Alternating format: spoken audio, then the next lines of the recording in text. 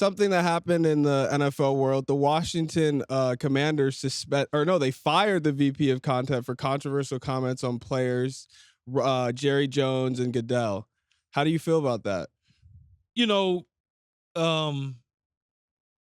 you look at these situations, and I wrote a book a couple years ago, The Forgotten First. It's about 4 black players that was reintegrated into the National Football League.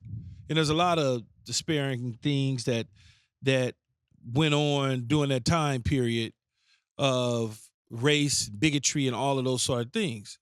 Mm-hmm. And it started in Washington with George Preston Marshall III was the team owner of the Washington Redskins that has since changed the name to the Commanders. And he was a bigot. He was racist as it could be. He was like the grand wizard of the owners. No, seriously. That's not funny, by the way. No, he's the grand wizard of the owners of the NFL at the time. Right. And what he would do is some of the things that he would do to move the team to different states that blacks couldn't play in just so that he can get an edge. And he kept us out the league until President Kennedy. But you're saying he would have games like in Florida. South? Yeah, in the South. Yeah, he would have games in the South so that the brothers crazy. couldn't play. Wow. And then President Kennedy put a bill together and said, no, we're not doing this anymore. Mm-hmm. Fast forward to where we are today, it's almost like that culture in Washington was created by him.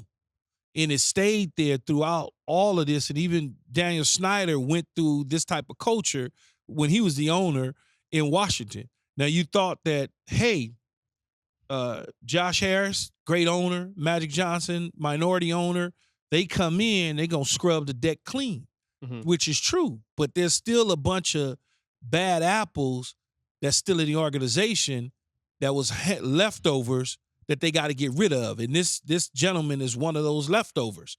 And so it's just crazy. You know, you start talking about Jerry Jones, really don't like black people. Come on, man, stop. Yeah, I can't say that because I wasn't treated that way, nor did him and his family ever make me feel like he was a real problem. Yeah, he called Jerry Jones a racist, said his players are homophobic and dumb, fans are alcoholics, Roger Goodell's a puppet, and that the league's social justice initiatives are performative. Yeah, but obviously, clearly, and the funny thing about it, he was on a date, allegedly. Right. So that's not the first date, right? So that means that he got person catfished into doing this. But that person heard this clearly from him before. And they're like, okay. Yeah, they made a decision because they didn't like it. Stand up to that individual. Right. They didn't like it. They said, yeah, I'm supposed to tear your ass up. I'm supposed to expose you to the world. And here you go. They had the video recorder, boom, boom, boom, taped him.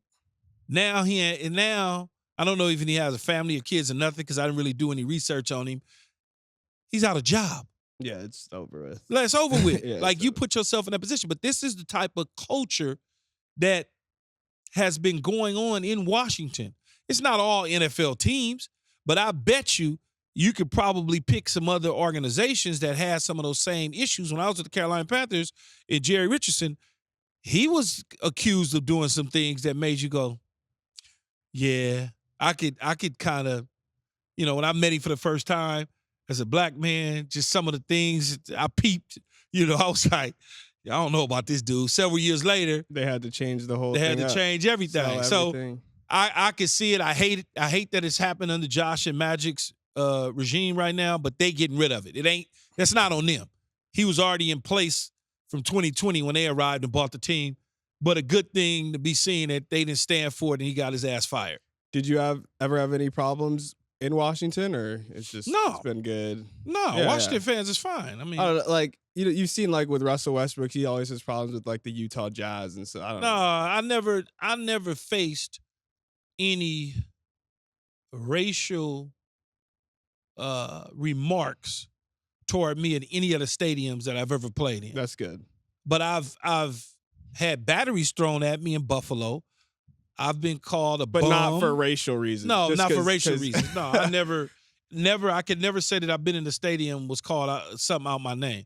Because by then, I most likely would have gotten into the stands. When beer was thrown on me in Tampa, when I went back to Tampa Bay and they threw the beer on me, I tried to climb into the stands. But that's something totally different. We absolutely hope you enjoyed this video. if you want more from us, hit that subscribe button for all videos, full episodes, and exclusive content from the show. And don't forget to find All Facts, No Breaks on Apple, Spotify, or wherever you get your podcasts.